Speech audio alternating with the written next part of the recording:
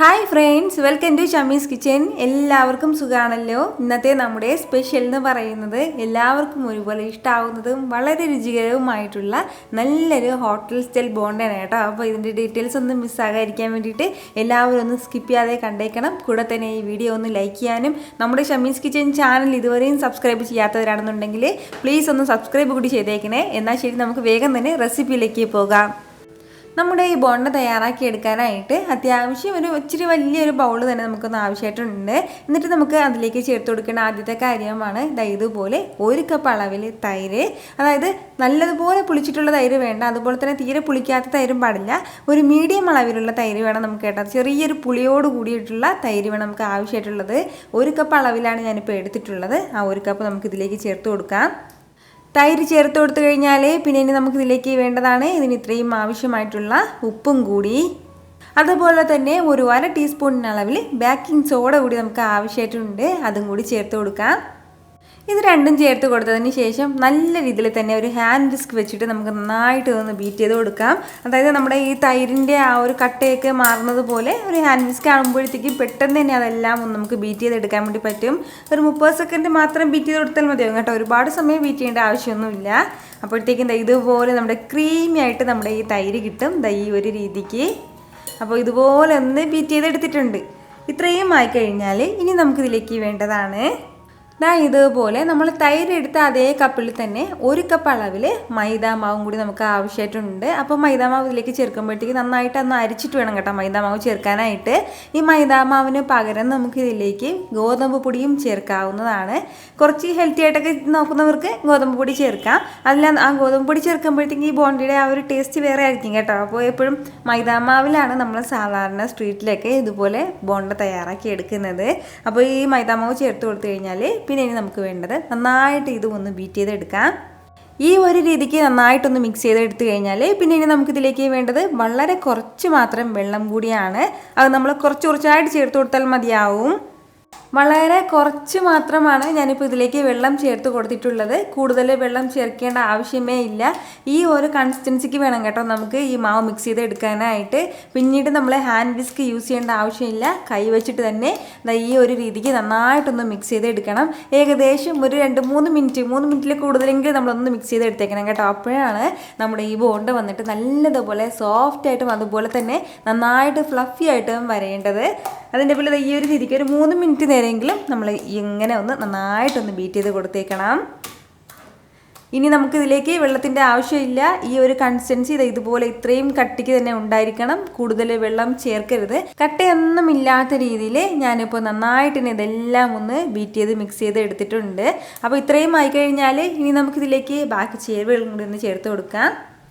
ഇനി നമുക്കിതിലേക്ക് വേണ്ടത് നമ്മുടെ എരിവിന് ആവശ്യമായിട്ടുള്ള പച്ചമുളകാണ്. അപ്പോൾ ഞാനിപ്പോൾ ഇതുപോലെ ചെറിയ പച്ചമുളകിൽ 2 പച്ചമുളക് എടുത്തിട്ട് നന്നായിട്ട് തന്നെ ഒന്ന് ഫൈനായിട്ടൊന്ന് അരിഞ്ഞെടുത്തിട്ടുണ്ട്. വലിയ പീസാക്കിയിട്ട് അരിയാൻ വേണ്ടി നിൽക്കണ്ട. മാക്സിമം ചെറിയ പീസാക്കിയിട്ടൊന്ന് അരിഞ്ഞിട്ട് അത് നമുക്ക് ചേർത്ത് കൊടുക്കാം. കൂടെ തന്നെ അതുപോലെ വേണ്ടതാണ് ചെറിയൊരു പീസ് അളവിൽ ഇഞ്ചി എടുത്തിട്ട് അതൊന്ന് ഗ്രേറ്റ് ചെയ്ത് എടുത്തിരിക്കുകയാണ്. നമ്മൾ അരിഞ്ഞെടുക്കുന്നതിനേക്കാളും നല്ലത് ഗ്രേറ്റ് ചെയ്തെടുക്കുന്നതാണ് കേട്ടോ. അതായത് പേസ്റ്റ് ചേർക്കാൻ വേണ്ടി നിൽക്കരുത്, നമ്മുടെ ഇഞ്ചി പേസ്റ്റ് ചേർക്കരുത്. പകരം ഇതുപോലെ ഒന്നുകിൽ ചെറിയ പീസാക്കിയിട്ടൊന്ന് അരിഞ്ഞെടുക്കണം. അല്ലാന്നുണ്ടെങ്കിൽ ഇതുപോലെ ഒന്ന് ഗ്രേറ്റ് ചെയ്തിട്ട് വേണം നമ്മളിതിലേക്ക് ചേർക്കാനായിട്ട്. ഇത് രണ്ടും ആയിക്കഴിഞ്ഞാൽ ഇനി വേണ്ടത് കറിവേപ്പിലയും കൂടിയാണ്. കറിവേപ്പിലയും ചെറുതായിട്ടൊന്ന് അരിഞ്ഞിട്ടാണ് ചേർക്കുന്നത്. കൂടെ തന്നെ ഒരു 1/2 ടീസ്പൂൺ അളവിൽ ചെറിയ ജീരകം കൂടി നമുക്ക് ആവശ്യമായിട്ടുണ്ട്. അപ്പോൾ അതും കൂടി ചേർക്കാം. അപ്പോൾ നമ്മളിതിലേക്ക് നേരത്തെ തന്നെ ആവശ്യത്തിനുള്ള ഉപ്പ് ചേർത്തിട്ടുണ്ട്. ഇനി ഉപ്പൊന്നും ചേർക്കേണ്ട ആവശ്യമില്ല. ടേസ്റ്റ് ചെയ്ത് നോക്കിയിട്ട് ഉപ്പ് വേണമെങ്കിൽ ചേർത്താൽ മതിയാവും. ഇനി വീണ്ടും നന്നായിട്ടൊന്ന് മിക്സ് ചെയ്ത് എടുക്കുകയാണ്. ഇതുപോലെ ഒന്ന് മിക്സ് ചെയ്തെടുത്ത് കഴിഞ്ഞാൽ പിന്നെ നമുക്ക് വേണ്ടത് ഇതൊന്ന് റെസ്റ്റ് ചെയ്യാൻ വേണ്ടിയിട്ടൊന്ന് മാറ്റി വെക്കണം. 30 മിനിറ്റ് മുതൽ 1 മണിക്കൂർ വരെ നമുക്കൊന്ന് റെസ്റ്റ് ചെയ്യാൻ വെക്കാവുന്നതാണ്. കുറഞ്ഞതൊരു 30 മിനിറ്റെങ്കിലും നമ്മൾ വെക്കണം. മാക്സിമം 1 മണിക്കൂർ കേട്ടോ. അപ്പോൾ 1 മണിക്കൂർ കൂടുതൽ നമ്മൾ വെക്കേണ്ട ആവശ്യമില്ല. എങ്കിൽ പിന്നെ നന്നായിട്ട് അതങ്ങ് പുളിച്ചു പോകും. അതിൻ്റെ പേരിലാണ്. അപ്പോൾ ഞാനിപ്പോൾ ഒരു 30 മിനിറ്റിൽ കുറച്ചുകൂടി കൂടുതലായിട്ടൊന്ന് വെക്കുകയാണ്. അത്രയും സമയം കൊണ്ട് തന്നെ നമ്മുടെ മാവെല്ലാം നന്നായിട്ടൊന്ന് സെറ്റായിട്ട് വരും. ഇതൊന്ന് അടച്ച് വെക്കാൻ വേണ്ടിയിട്ട് പ്രത്യേകം ശ്രദ്ധിച്ചേക്കണം. അത് മറന്നു പോകരുത്. ഈ ഒരു സമയത്തിനുള്ളിൽ തന്നെ ഇതിൻ്റെ നല്ല ബെസ്റ്റ് കോമ്പിനേഷൻ ആയിട്ടുള്ള നല്ലൊരു ചട്നി കൂടി ഒന്ന് തയ്യാറാക്കിയെടുക്കാം. നമ്മുടെ ഈ ചട്നി ഒന്ന് തയ്യാറാക്കിയെടുക്കാൻ വേണ്ടിയിട്ട് ഞാനൊരു മിക്സിയുടെ ജാറൊന്ന് എടുത്ത് വെച്ചിട്ടുണ്ട്. ഇതിലേക്ക് നമുക്ക് ആദ്യം വേണ്ടത് ചിരകിയ തേങ്ങയാണ്. ഇതുപോലെ ഒരു 1/2 കപ്പ് അളവിൽ ചിരകിയ തേങ്ങ ചേർത്ത് കൊടുക്കാം. വളരെ കുറച്ച് മാത്രം മതിയാകും കേട്ടോ, കൂടുതലൊന്നും ആവശ്യമായിട്ടില്ല നമുക്ക്. കൂടെ തന്നെ ഇതുപോലെ ഒരു 2 ടേബിൾ സ്പൂൺ അളവിൽ പൊട്ടുകടലയും കൂടി നമുക്ക് ആവശ്യമായിട്ടുണ്ട്. ഇനിയിപ്പോൾ പൊട്ടുകടല ഇല്ലാന്നുണ്ടെങ്കിൽ നമുക്ക് സ്കിപ്പ് ചെയ്യാൻ പ്രശ്നമൊന്നുമില്ല. പക്ഷേ പൊട്ടുകടല ചേർത്ത് തയ്യാറാക്കുന്നതാണ് ഈ ചട്നിയുടെ ആ ഒരു പ്രത്യേക രുചി നമുക്ക് കിട്ടുന്നത്. നല്ലൊരു കട്ടി കൊടുക്കും കേട്ടോ നമ്മൾ ഈ പൊട്ടുകടല ചേർത്തിട്ട് ചട്നിയൊക്കെ തയ്യാറാക്കുമ്പോഴത്തേക്കും. കൂടെ തന്നെ ചെറിയൊരു പീസ് അളവിൽ ഇഞ്ചി ഒന്ന് ചെറുതായിട്ടൊന്ന് അരിഞ്ഞെടുത്തിട്ടുണ്ട്, അതും കൂടി ചേർക്കാം. ഇനി നമുക്ക് വേണ്ടത് നമ്മുടെ എരിവിന് ആവശ്യമായിട്ടുള്ള പച്ചമുളകാണ്. ഞാനിപ്പോൾ ഒരു 2 പച്ചമുളക് എടുത്തിട്ടുണ്ട്, അതും കൂടി. കൂടെ പിന്നെ നമുക്ക് വേണ്ടത് മല്ലിയിലയാണ്. മല്ലിയിലയ്ക്ക് പകരം നമുക്ക് കറിവേപ്പിലയും ചേർക്കാവുന്നതാണ്. ഇനി നമുക്കിതിലേക്ക് വേണ്ടത് ചെറിയൊരു പീസ് അളവിൽ പുളിയും കൂടിയാണ്. ഒരുപാട് വേണ്ട, വളരെ ചെറിയൊരളവിൽ മാത്രം. ഇനി നമ്മുടെ ഈ ചട്നിക്കും ആവശ്യമായിട്ടുള്ള ഉപ്പും കൂടി ചേർത്ത് കൊടുക്കാം. കൂടെ തന്നെ ഇതിന് ഇത്രയും ആവശ്യമായിട്ടുള്ള വെള്ളം കൂടി. വെള്ളം ഒരുപാട് ചേർക്കേണ്ട ആവശ്യമില്ല, ഈ ഒരളവിൽ മാത്രം മതിയാവും. അപ്പോൾ ഇനി ഇത് ഇത്രയും ചേർത്ത് കൊടുത്തിട്ട് നന്നായിട്ട് ഇതിനൊന്ന് ബ്ലെൻഡ് ചെയ്തെടുത്തിട്ട് വരാം. നല്ല സ്മൂത്തായിട്ടൊന്ന് ബ്ലെൻഡ് ചെയ്തെടുക്കാം നമുക്ക്. ഇതുപോലെ നല്ല സ്മൂത്തായിട്ടൊന്ന് ബ്ലെൻഡ് ചെയ്തെടുത്തിട്ടുണ്ട്. ഇനി നമുക്ക് ഒരു സെർവിങ് ബൗളിലേക്ക് ഇതൊന്ന് ചേർക്കാം. ഇനി ഇതിലേക്ക് നമുക്ക് വേണ്ടത് ഇതുപോലെ വെളിച്ചെണ്ണയിൽ കടുകും കറിവേപ്പിലയും വറ്റൽമുളകും ചേർത്ത് നന്നായിട്ടൊന്ന് താളിച്ചെടുത്തിട്ടുണ്ട്, അതുകൂടി ചേർത്ത് കൊടുക്കാം. ഇത്രയും ചേർത്തിട്ട് നല്ല രീതിയിൽ ഒന്ന് മിക്സ് ചെയ്ത് എടുക്കുകയാണെന്നുണ്ടെങ്കിൽ നമ്മുടെ സൂപ്പർ ടേസ്റ്റി ആയിട്ടുള്ള ചട്നി ഇവിടെ റെഡി ആയിട്ടുണ്ട്. വളരെ സിമ്പിളായിട്ട് പെട്ടെന്ന് തയ്യാറാക്കി എടുക്കാൻ പറ്റുന്നതല്ലേ. നമ്മളിതിപ്പോൾ റെസ്റ്റ് ചെയ്യാൻ വെച്ചിട്ട് ഒരു 30 മിനിറ്റ് കഴിഞ്ഞിട്ടുണ്ട്. ഇത്രയും തന്നെ മതിയാവും. കുറച്ച് ചെറുതായിട്ട് ഇങ്ങനെ ഒന്ന് പുളിച്ച് തുടങ്ങിയിട്ടുണ്ട്. ഈ ഒരു സമയം ഇനി നമുക്കൊന്ന് പൊരിച്ചെടുക്കാവുന്നതാണ്. ഇനി നമുക്ക് വേണ്ടതെന്ന് വെച്ചാൽ തവിയോ അല്ലാന്നുണ്ടെങ്കിൽ സ്പൂണോ ഉണ്ട് ഒന്ന് ഇളക്കി കൊടുക്കുക, അങ്ങനെ ഒന്നും ചെയ്യരുത്.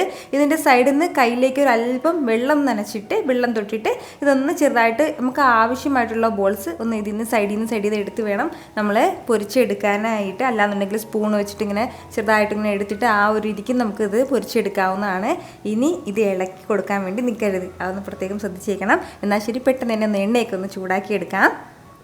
നമ്മുടെ ഈ ബോണ്ട എല്ലാം പൊരിച്ചെടുക്കാനും ആവശ്യമായിട്ടുള്ള എണ്ണ വെച്ചിട്ടുണ്ട്. എണ്ണ നല്ലതുപോലെ ചൂടായിട്ടുണ്ട്. ഫ്ലെയിം ഒന്ന് മീഡിയത്തിൽ വെച്ച് കൊടുക്കാം.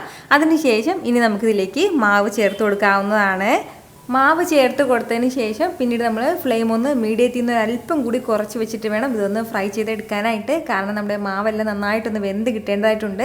അതുപോലെ തന്നെ ഹൈ ഫ്ലെയിമിൽ വെക്കരുതെങ്കിൽ പിന്നെ അതിൻ്റെ പുറം ഭാഗം പെട്ടെന്ന് കളറ് മാറിയിട്ട് വരും, അകം വേഗാതെയും കിട്ടും. വളരെ പെട്ടെന്ന് തയ്യാറാക്കി എടുക്കാൻ പറ്റുന്നതാണ് കേട്ടോ. രാവിലത്തെ ബ്രേക്ക്ഫാസ്റ്റ് ആയിട്ടാണെന്നുണ്ടെങ്കിൽ അങ്ങനെയും നമുക്ക് ചട്നിയുടെ കൂടെ കഴിക്കാവുന്നതാണ്. അല്ലാന്നുണ്ടെങ്കിൽ വൈകുന്നേരം ചായക്കൊപ്പവും നമുക്ക് കഴിക്കാൻ പറ്റുന്ന നല്ല സൂപ്പർ ടേസ്റ്റി ആയിട്ടുള്ളൊരു ബോണ്ടയാണ് കേട്ടോ. അപ്പോൾ ഇതുവരെയും ഇതുപോലെ ട്രൈ ചെയ്തിട്ടില്ല അതൊരു മസ്റ്റായിട്ടൊന്ന് ട്രൈ ചെയ്ത് നോക്കണം. നിങ്ങൾക്ക് നന്നായിട്ട് ഇഷ്ടമാവും. ട്രൈ ചെയ്ത് നോക്കുന്നവരെല്ലാവരും മറക്കാതെ ഫീഡ്ബാക്ക് കൂടി ഒന്ന് അറിയിച്ചേക്കണം. ഇതുപോലെ തന്നെ ഈ ഒരു രീതിക്ക് എല്ലാ ബോണ്ടയും തയ്യാറാക്കി എടുക്കാവുന്നതാണ്. അപ്പോൾ ഈ വീഡിയോ ഇഷ്ടമായാൽ ഇതൊന്ന് ലൈക്ക് ചെയ്യാനും കൂടെ തന്നെ നിങ്ങളുടെ ഫ്രണ്ട്സിനും ഫാമിലിക്കും എല്ലാവർക്കും ഒന്ന് ഷെയർ കൂടി ചെയ്ത് കൊടുത്തേക്കണം. ഇതുപോലുള്ള റെസിപ്പിക്ക് വേണ്ടിയിട്ട് ഷമീസ് കിച്ചൻ ചാനൽ ഫോളോ ചെയ്യാനും സബ്സ്ക്രൈബ് ചെയ്യാനും ആരും മറക്കരുത്. വീണ്ടും നല്ലൊരു ഉഷാർ വീഡിയോ ആയിട്ട് നാളെ 2 മണിക്ക് കാണാം. അതുവരേക്കും എല്ലാവരും ഹാപ്പി ആയിട്ടിരിക്കുക, സന്തോഷമായിട്ടിരിക്കുക, എല്ലാവരും സേഫ് ആയിട്ടിരിക്കണം. Take care dear friends.